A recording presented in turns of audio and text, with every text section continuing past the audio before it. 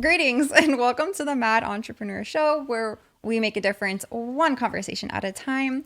Today, we're going to be talking with Efren, putting him in the hot seat, and discussing some interesting and most unorthodox ways that leadership shows up in the world, and a little bit about the entrepreneurial when you're younger thing. So we're going to go back in time, like a long, long time ago, almost dinosaur ages.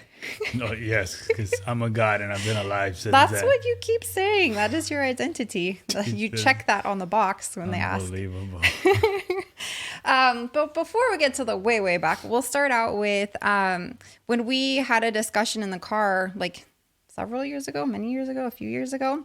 And we were talking about like how you have become such a good leader and starting out in SpaceX as a night shift tech, to going and running a whole crew and having 394 direct reports. And so we were discussing it, and I don't know how we even came up on the subject of it, but I had asked you, I'm like, when you were, doing your first really big money-making entrepreneurial job, which was, what was that again? Oh, drug dealing? Drug dealing, yes. I wanted you to say it, not me. Why? I don't know. So I was like, I can't let everyone know I married a convict. Jesus. So when you started that up, you actually told me that you had people working for you. Yep. And so we both kind of had that like light bulb silent moment where we're like, whoa, like that was actually entrepreneurial, like leadership. Yeah, because let's say I treated it like a business, and I didn't know I was doing that, but to me it was just common sense. But also, I started when way younger than that, when I was a kid. So I remember my mom and dad always worked, but again, not how much money you make, but how much you actually keep. And we couldn't get name brand shoes or name brand clothes. We had to get Payless fucking shoes and some store called like Fallas Paredes nonsense. No, it's Fallas Ropas. It was I that don't know, one. for us it was Fallas Paredes, and that's bullshit clothes. So to the point where I had to get some sort of income coming in to get the name brand stuff that I wanted, right? Like Nike shoes, Jordan shoes, whatever type of name brand stuff I wanted to buy. So what I ended up doing was basically bought candy in bulk, and I would sell it in school. And I remember people would try to say, hey, but I could get this candy at the store for 50 cents. You're selling it for $1. And I will walk your ass to the store. Right? If you want it now, again, like everyone wants something now. Yeah. But I didn't know that's the fact. To me, was like, well, I'm going and grabbing everything, bringing it here. There's going to be some sort of markup so I can make a profit, not Definitely. breaking even. Makes no sense. Even Even as a kid. Even as a kid, I knew that made no damn sense. So I did that. That was during my elementary, middle school, high school for sure. Also in high school, I would do whatever I needed to do to get more money. So I would sell CDs. I would sell DVDs. So I was always somewhat of a risk taker. Well, massive risk taker if I was going into the drug business. Yeah. And that's why I'm so adamant about making the kids take risks now, because if they associate risk with reward, they're gonna more than likely be bigger risk takers. For example, when they go to a theme park and I say, hey, if you get on this ride, I know you're scared shitless, but if you get on this ride, I'll give you a reward at the end, And they think about it. I remember my son was like, you can't fucking force me. But he didn't say fucking, right? He just said, you can't force me. Well, dude, I'm not forcing you. I'm just letting you know, if you conquer your fears and you get on the ride, I'll give you a reward. Sure enough, they all did it. He did it. The other kids did it. So to me, that's the mindset behind that. Like, if you're more of a risk taker when you're younger, when you're older, yeah, you're gonna take those risks. So do you think by having that kind of like, do you feel like people are born risk takers, or do you think something like creates them to be risk takers?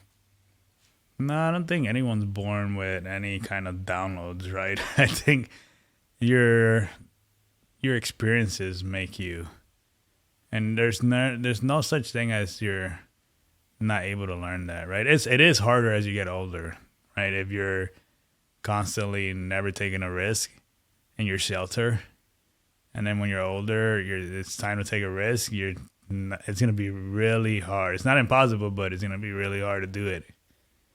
So to me, it's a learnable skill. You just gotta see what steps you gotta make it to continue to develop that part of your brain that associates risk taking towards, instead of like, oh, something bad's gonna happen, to, oh, I get a reward. Yeah.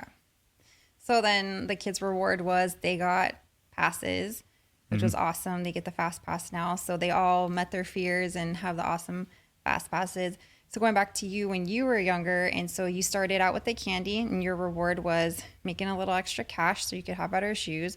Then that was high school. And then what led you to decide to make the big money and step your game up and take that risk? Well, so I was going to college at the time. I had graduated from high school, and school to me was boring as hell.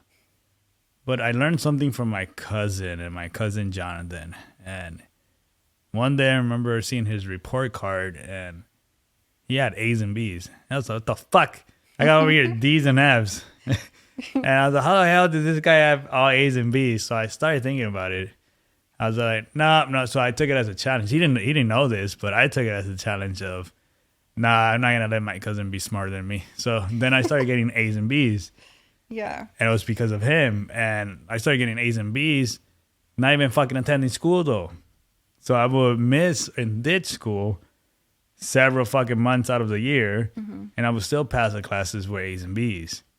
And this was during high school. It wasn't the beginning of high school, but it was towards quarter of the way in. And to the point where I just saw there was a repetitive game going on in school where it was a system designed where if you could understand it, you wouldn't fail. And it was also, what I learned was, if I'm getting A's and B's and I'm fighting outside all the goddamn time, and I got taken to the dean, and they put me and this other Joe next to each other, and this guy's failing and I got good grades, my story sticks. Yeah. so like, all right, so that was another lesson in life. But it was just weird. Like, school to me was an easy path, but I think I deviated. So it was my biggest motivation to jump into the drug path and then run that show was understanding the numbers. So while I was in college, this guy in the blog, he was making around somewhere around $10,000 a week. Okay. So I remember him and one of my other friends said, "Hey man, what you want to sell? But you're not gonna sell coke. You're gonna sell meth if you want to." So I said, "Okay, well, I don't know shit about meth. I don't do drugs myself. Yeah. When I did, it was just the small stuff. It wasn't hardcore meth, cocaine, ecstasy, or any of that other shit. So I didn't know what the hell was what's the price, right? Like, I don't know what a half an ounce is, what a 8-ball was at the time, 1 ounce, what did it go for? So I just said, all right, give me the numbers. And they gave me the numbers. And the cool part about it is that I may suck at communicating in English, but when it came to numbers, that was my game. Yeah, that was your strong. I was like, sweet, I understand numbers. Like, talk to me at numbers and I'll get it. So they gave me all the numbers, and they gave me basically what the ounces are worth versus when you buy it in bulk, right? So when I did the math, I think I spent around $600 for half an ounce. Or I forgot what it was. I can't remember, but it was a good chunk. $600 at the time. You're talking about early 2006, 2007. And my investment was $600. My return was, and for that same product that I paid $600 for, was around $1,400 to $1,500. So I was making over 100% of my fucking returns. So that was a no-brainer for me. I was like, all right, cool. What do I got to do? Who do I need to call? How do I get started? Yeah. And literally within a couple of days, I just learned all the ins and outs about drug dealing, which is fucking insane. But in the same way I learned that, I got the scales, got everything baggy. So I guess like I had my fucking own product line, right? And I never took that drug. All I know was it told me that this is some good shit and that people vouched for it, and that was it. I had no desire to fucking try it. And I remember the same dude that told me, he's like, hey, you're not a true drug dealer if you don't do your own drugs. I'm like, what the fuck? Well, I'm not a true drug dealer there. I'm a fucking smart drug dealer. I'm going to sell this shit. I'm not consuming this shit. Yeah. And he was just like looking at me like, what the fuck? Because I was a young kid. Yeah. And he's already like he's of age, right? Yeah. So I was just like, yeah, I'm doing it my way, or I just won't do it. Like and that was the other cool part about me, was that I never really did anything under peer pressure because someone else wanted me to do something. That type of mindset, I used to have it when I was a kid, but when I got really fucked up, like people beat me up and I didn't do shit, and that's when my pivotal moment was never again. Do you think that's maybe where those risks started taking into, was like, I'd rather risk things more, getting into fights more, maybe like instigating. Well, I was already selling stuff at that time, like candy, right? But that fight for two brothers when I was in middle school. Yeah, I think that changed my mindset, where it really went to, if you want to hurt me, I don't give a fuck about you. Yeah. Because I have emotions. I care about people. And at that time, I really care about people. When I got my ass kicked by two brothers, that's when my whole emotions about caring about people went to just like, it went away. So if you ever hurt me, you better believe I didn't give a fuck about your life. That was my mindset. Still kind of is. Well, yeah, if you hurt me, if you hurt anybody I love, yeah, I'm not going to care. Like, just, it's still there. It's just, I have more control over it now. Like, you could punch me on the street and I'll just be like, I'll look at you and be like, did you just punch me? Versus before you punch me on the street, you're dead. Yes. Like, I'm going to see red and that's it. Yes, I remember. I'm not even going to analyze shit. I'm just going to, yeah, now it's where it's just like, what the fuck just happened, you know? And then I'll process things. And I don't really get mad. Like, and that's the other thing. Like, I have it under control. And this is why I love boxing, because in boxing, helps. You get hit. If you get mad and you get tensed up, you're fucking wasting a lot of energy. Massive amount of energy. But if you get hit and you're just like, fuck, okay, move around, you're better. You're good. Yeah. That's awesome. So circling back to your leadership. So then you ran a crew of about 10 guys. That's what you said, I think? Yeah. So when I started doing that business, I ended up hiring basically friends. Well, but it was funny too, because this also has helped us in even our housing when we have tenants, is you super are picky. Like, you vet the crap out of anyone that comes in, whether it's a tenant, whether it's an employee, apparently whether they're going to be selling your product. So this is something that you've always like already had that really smart mentality when you just started out there. Yeah. And I don't know why, but I had like, it's like me forming procedures right off the bat. And I didn't even know what the hell that procedures were. You had your own SOP. Yeah. So to me, I set it up to what hiring the friends was because they wanted in. I had the money because I was going to college and I was also working. And so I had the investment to put up and then get the product. And then they wanted a cut of it. So I told them, all right, you guys would be my runners and I'll pay you a percentage of the sale. This is what happens when you're a good salesman. You know, you get a better cut. True. So it was funny to see everyone like just jump in and then they were selling. Yeah. I remember I would even be at theme parks. I get phone calls And then I'll be like, and this is how stupid I was. I would get phone calls about drug shit, right? And I'll be like, yeah, don't worry about it. And I'll call someone and be like, hey, meet this person at the XYZ spot. And then I go on. It's like I was Oh my gosh. thinking back, I'm like, man, Running how the crew. dumb I was. Like, but it gave me the experience to manage a team. And It I was did. managing a team of 10. And I had procedures in place, meaning a set of rules. Yeah, definitely. Right? If you consume any of this product, you're fired on the spot. Like, Yeah. nah, I'm not gonna accept that. I need you to be fucking on point. Focus. Like, just you're talking about your life here, right? If something Yeah. goes south, I want Yeah. you to be all drugged already, and then you don't know, who did what or what happened. And the other thing was, if you lose some of the product, Yeah. you're fucking fired. Yeah. And then you owe me my fucking money. I don't So care did you what ever it have to is. fire anyone, or did you? I think maybe one person, but other than that, everyone else was on point. Which isn't too bad. Yeah. Okay, so then you did your drug dealing for a little while. Then you got caught. Yeah. And- Well, I thought I was invisible. Yes, you thought So- you were invincible. But I have a question too. So before you got caught, now you had a pivotal moment in your life too when you found out you're pregnant with your son.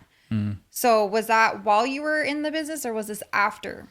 No, I think this was right shortly after. Okay, Cause because you got hit with like a bunch of things, life changing things. yeah. All So around the basically, same time. I got caught in a pretty funny way. With I think it was even planted.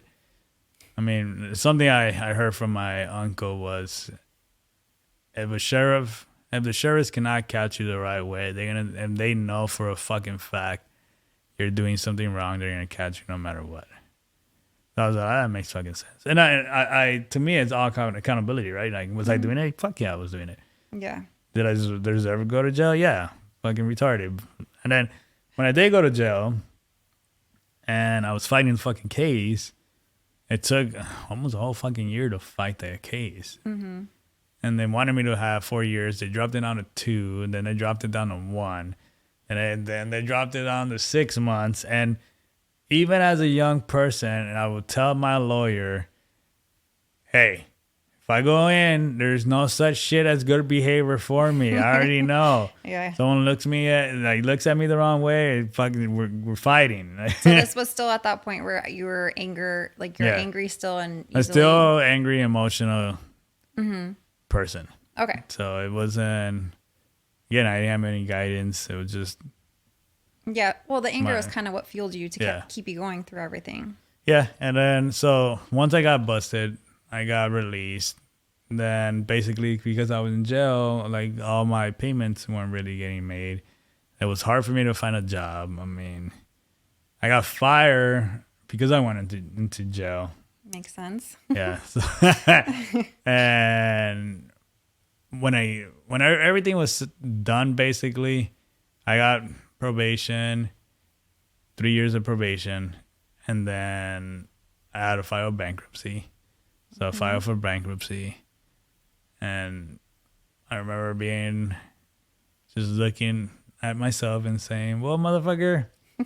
Well, actually, when I was in jail, there was a little strip of fucking window, and people bring your fucking food trays. And I was just looking at the window, and you could barely sometimes see a glimpse of a fucking car.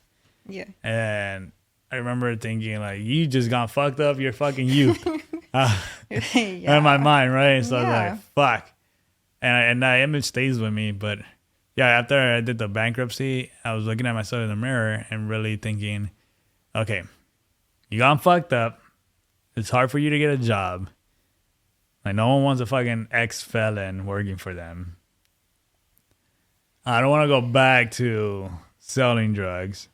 I think being caught was the best thing that happened to me because I was definitely going down the wrong fucking path.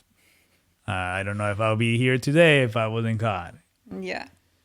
So I was just staring at myself and really just talking shit to myself to the point where I just, again, some different mindset. I just said, well, motherfucker, you're at the bottom. I mean, the only direction you got is up. Yeah. And I didn't realize Definitely. that a lot of people don't have that other people just stay down. I'm at the fucking bottom. Well, fuck, I'll stay here. Yeah. No, they really do. It's sad. Yeah. So to me, I was like, okay, you got one direction. It's up. All right, start over. Fuck it. Dust yourself off. I landed in my face though. Ice your face. Yeah, it's my face.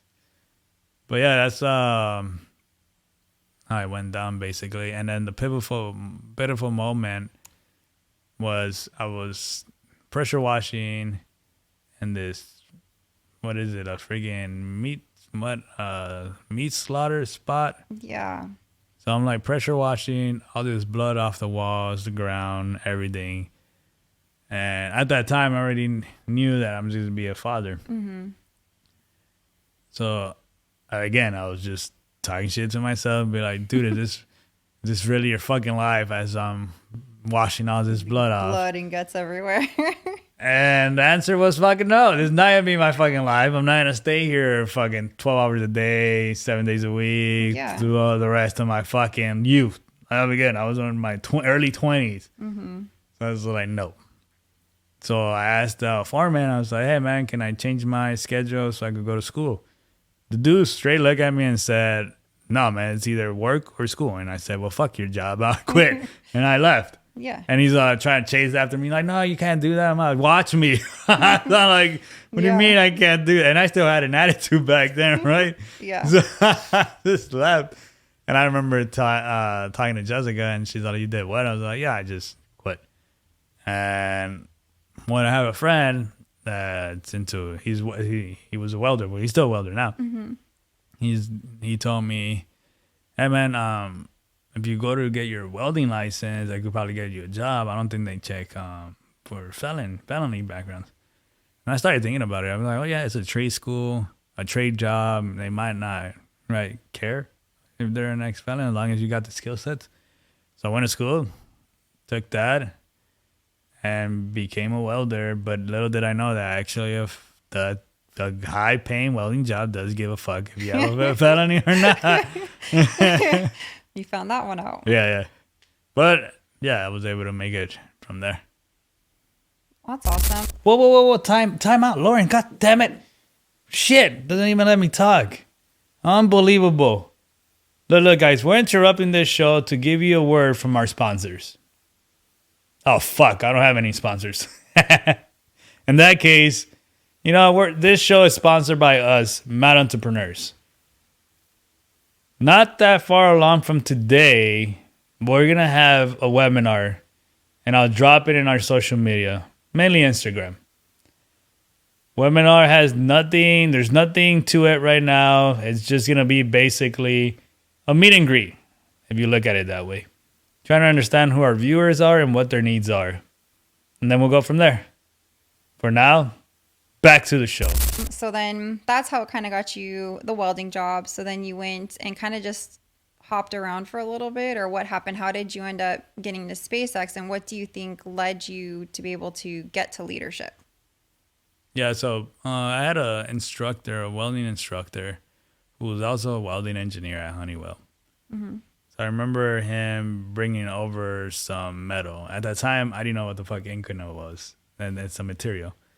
So he brought it over and said, hey, can you weld this? I was like, what do I use? And he gave me the rod. I was like, all right, cool. And this is with GTAW, which is TIG.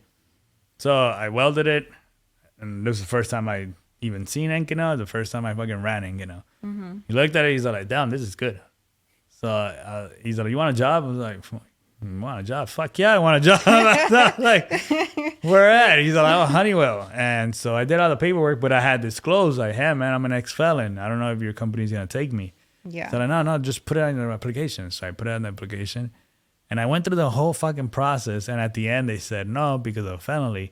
And I think he felt so bad that he decided to. And I'm grateful for this. And I don't know where he's at, but he's Dave Perkins, and he went to bat for me. So he got hired at a different company. Mm-hmm. To train welders how to weld aluminum to pass Class A welds. Which is not easy, by the way. Yeah, and then he went over there to that company, and he's training these people. And then he's telling them about me, how I could pass He's this. selling you. Yeah, and he's all like, but he has a felon. He's a felon, an ex-felon, and Yeah. he could, he's a great welder. And so he came back literally 2 days later, and he's all like, hey man, I got your job. So like, oh shit, where? He's all like, oh, over here, it's in Torrance, blah blah blah. So all right, sweet. So got my aerospace job there, and that's where I started my career as a aerospace welder. And then basically I just jumped from there to one work with my friend that with Pina over there to, I forgot which company that was.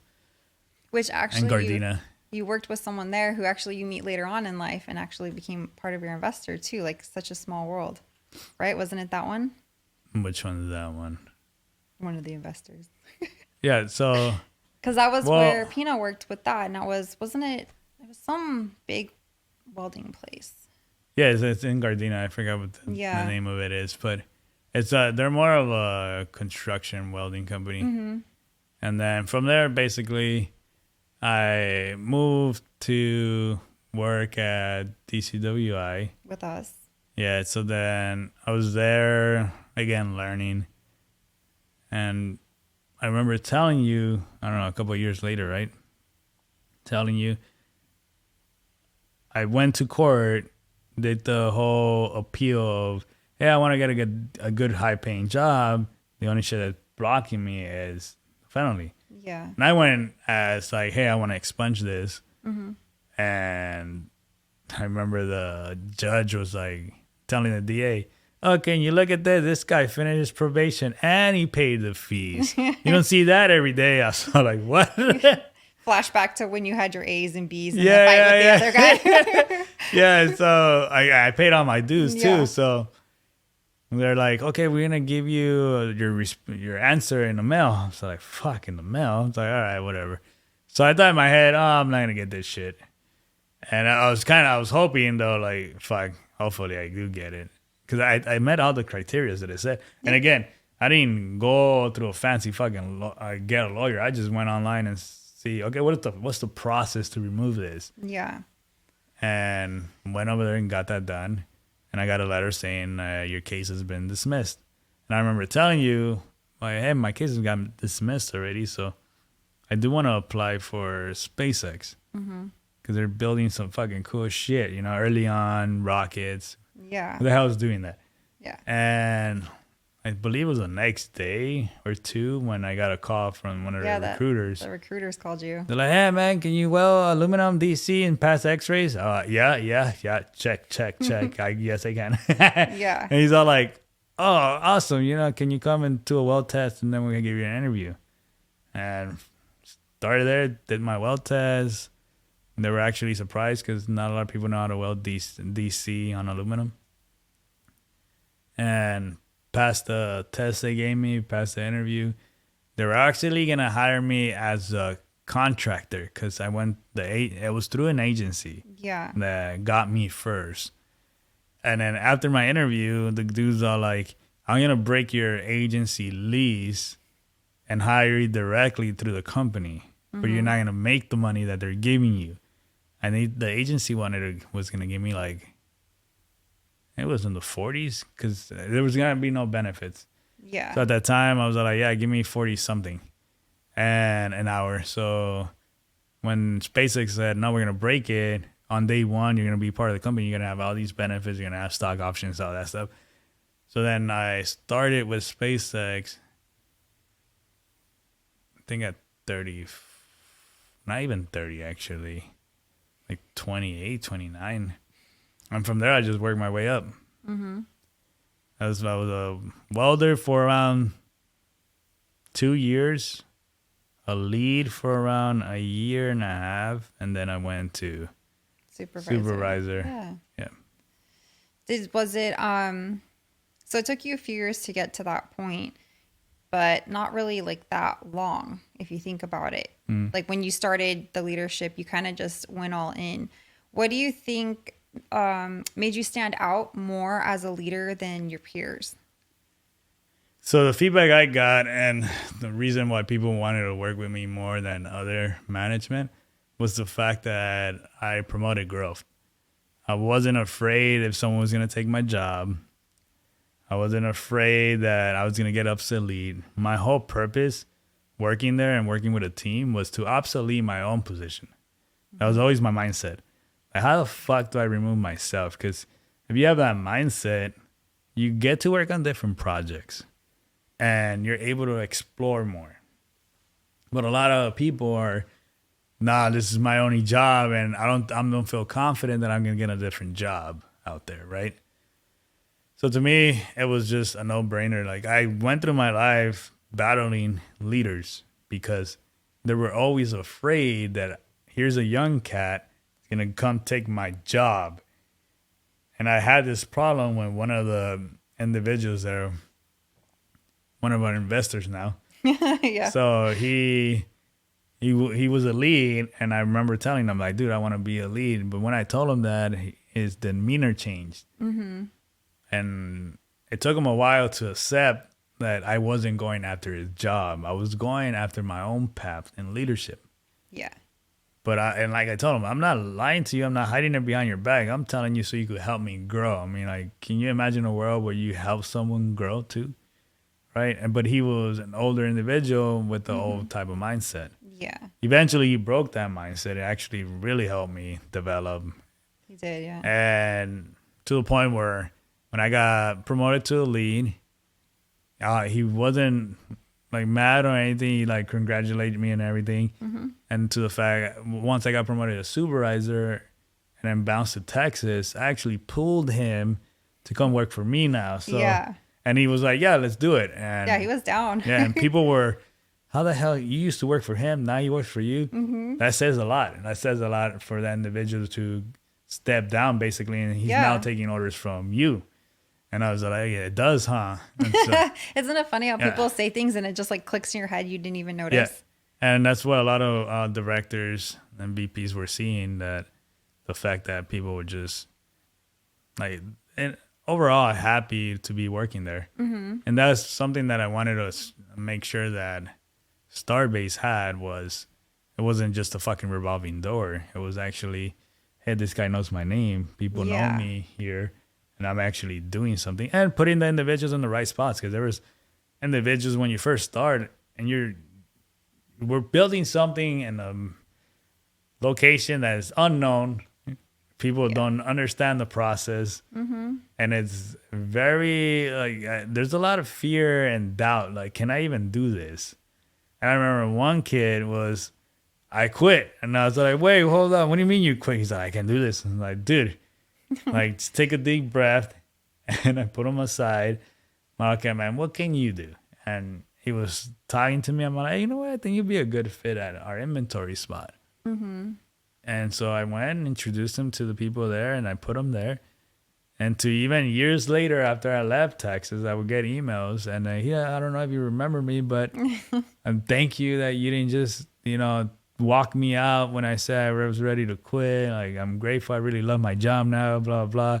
And I get those type of emails from different individuals. Mm-hmm. But the whole, again, like, understanding your technicians is what matters. So understanding where their strengths and weaknesses are, and then utilizing their strengths. Yeah, and taking the time to actually understand them. Because when you're hiring in bulk, a lot of people don't take the time. I freaking sat everyone in the room and was like, cool, I need to understand what you guys are capable of doing so I could put you on the right roles. Yeah. I didn't want to just be like, all right, let me read down the list. The first 10 are going to go over here. The second 10, group of 10 is going to go here. And no, and good luck. We're going to fail. Yeah, exactly. But understanding the people and giving them the right tools to succeed. And a lot of leaders don't do that. Do you think a lot of leaders just think more about themselves, or like they just are so trapped in their minds? I don't think they just think so much of themselves, but I also don't believe that they educate themselves in leadership either. They don't work on their mindset. Yeah, I think they just see it as like, I'm going to get paid more and I don't have to do much work. Yeah. They're just going to go delegate everything out. Yeah, and to me, I was different. I was like, nah, I'm going to go work alongside with you guys. Yeah. You guys are going to see me work. And if I'm moving faster than you, we got a problem because you're doing this on a daily basis. I am not doing this on a daily basis. And that was always a motivator where At least in Starship, I know all the guys were like, dude, damn it, Efren, because it was all welding there, right? So I was fabricating and welding with them.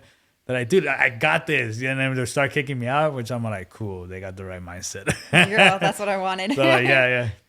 That'll free me out to do other stuff. But Yeah. I don't think leaders today actually do self-development to grow with the team. With the team, yeah. I think something too that I appreciate about you is you would always be like, yeah, I got tag ups. And so you would actually meet with people and check on their progress too. So like you said, they weren't just numbers, which is really easy to happens a lot at big corporations. And you, as a leader, made sure that everyone felt like they were somebody. Yeah, well, they are somebody. And I will also encourage them during our one-on-ones, because I will talk about the company's business, my expectation, their expectation, what their goals are. And at the same time, outside of work, right? It's not always going to be work-related shit. Yeah. We're human beings. So it's like, hey, man, how you doing everything? Like outside of work. And they'll talk to me. And if I notice something that I'll talk, like if someone said, well, I'm not doing so good, I would be like, oh, man, that sucks. Yeah. And then drop it. I'd be like, oh, man, what's wrong? What's up? What's going on? And then they would tell me. And they were open enough to tell me. And then I would tell them my 2 cents and then what I would do if I was in their scenario. And a lot of these conversations we're having to do about financial literacy. Yeah. And it's funny to the point where I left one team to go to another team. And they were like, who the hell is going to motivate us? Why is he going to leave? Yeah. And I remember I'm like, cool, I'm doing my job right then. Because that's the type of feedback that I like. Where if people see that, it's and I was always there for them. I mean, to the point, even to the end, I always fought for the fucking team. Yes. And there was always individuals trying to play the victim where, oh, this person's not going to be good because he hurt my feelings.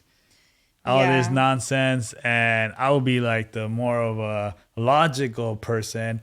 Well, maybe he said that because you said this. Yeah. Right? Let's get all the facts. Yeah. Don't play it because I hate that whole victim mentality. And people will play to it.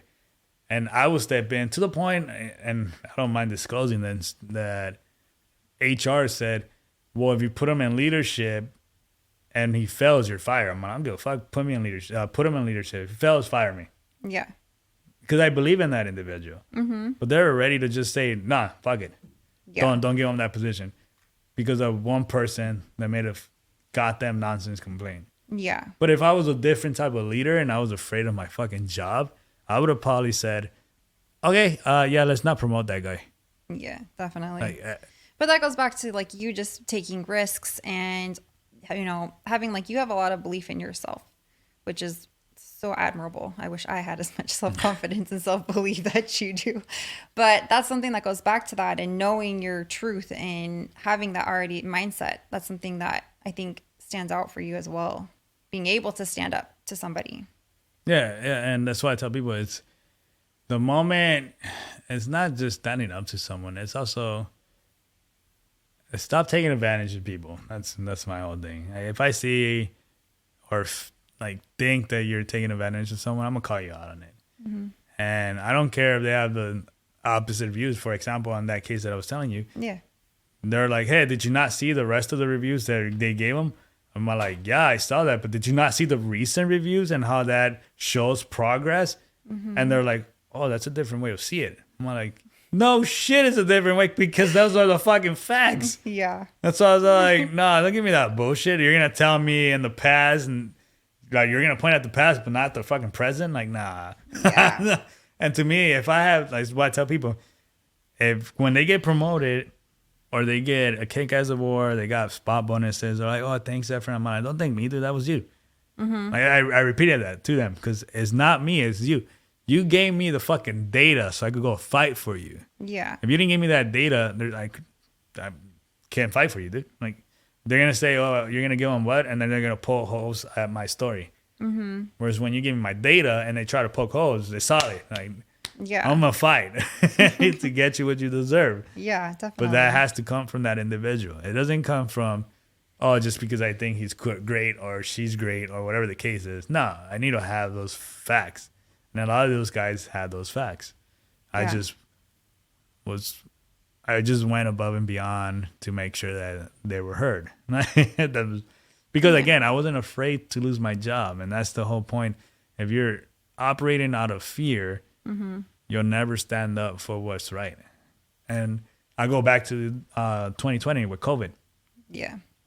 And I remember Patrick comes down, dude, you didn't fill out your COVID vaccine. I'm like, fuck that nonsense. Like, no. What if you get fired? I'm like, I don't think I'll get fired. I mean, I'm pretty sure I know how our CEO feels about this. And then he's like, but what if you get fired? I was like, when I get fucking fired. That'd be a great story to tell. Yeah, I was like, whatever. I'm like, if I get fired over this stupidity, I got fired. I don't want to work here. Same concept. If I got fired for that stupidity that happened, I was done. I was already like, all right, whatever. Like, I'm done with this. Yeah. But I didn't have that fear. Like, that fear does not stop me. Like, because I see if one door opens, several other doors open. Well, I'm sorry. And if one door closes, several other doors open. Yeah. So that's always my mindset. And then we have the rentals anyway, so. We have backup. Yeah, so that's the other thing too. There's just the levels of fuck you money. You know? Oh my God. I'm not at the level that I want to be yet, where it's like the massive fuck you money, you know. But I am at the. We could do a little middle finger. I mean, I'm at the level of the F you. The fingers comes out. But you're not stripping like that movie where no, you yeah, just take all this clothes off. That's goals. Been legit. That's goals. I was like, I wish I would have done that. Can we all like just strip it off your clothes? Be like, the fuck's wrong with this guy? I'm fucking quit. What movie was that? That was about the racing or something. Yeah, I think Need for Speed. Yeah, that movie was dope. That scene was dope too. That was so good. He made sure that he was never coming back to that company. That definitely secured that one. Then he kisses a girl on the way out. Oh my God, it was so good. Grab a random girl. We gotta watch that again. Okay, so kind of just concluding everything, because we got you all the way to where you had all those people. Is there anything that you would recommend to people that are looking to grow and become a leader? Like, what are just a few pointers that are just quick that they can remember that we can that you could share with them? Yeah, I would recommend that they invest in themselves, go to leadership classes like seminars, also read books. So there's read books. It's so funny to hear you say read books. Yeah, I know. If it wasn't for Audible, trust me, man. Yeah. I think I would have been struggling even more. But technology has really helped those that can really sit down and just read a book. Definitely. Audible is the best. So there's a book that Extreme Ownership. It's by a Navy SEAL. We could put all the information in the description below. There's several leadership books that I read. That made a difference. There's another one too, How to Win Friends and Influence People, which is fucking great. And I'll say this last thing, but that book got me when I was doing night shift. And I remember doing night shift and then having to work Friday night and Saturdays killed my entire fucking weekend.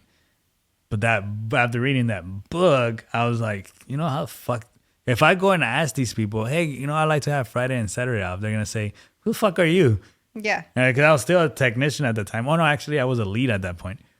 And after reading that book, basically, I just saw there's an opening. And instead of saying, can I have Friday and Saturday off?